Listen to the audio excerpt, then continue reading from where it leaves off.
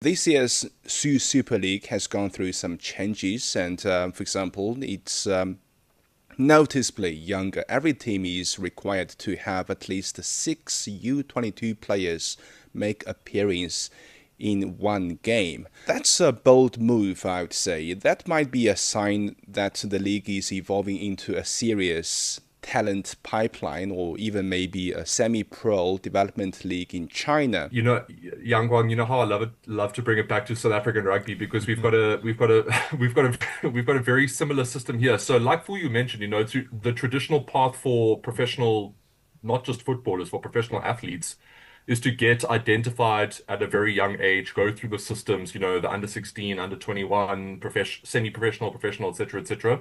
But we've also got university rugby. So guys that don't get identified in high school, they go into university to try and get a degree, but they continue playing rugby. And that university league is televised and it's also incredibly popular, probably as popular as our professional leagues.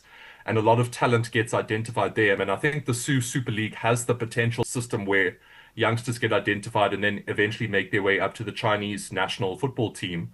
But I think this under 22 rule might broaden that selection pool and maybe expose talent that wasn't necessarily identified early on.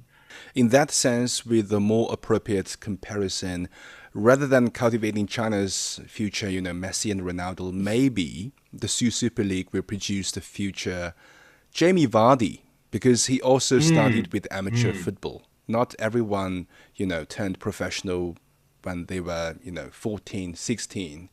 This is CGTN Radio. Hear the difference.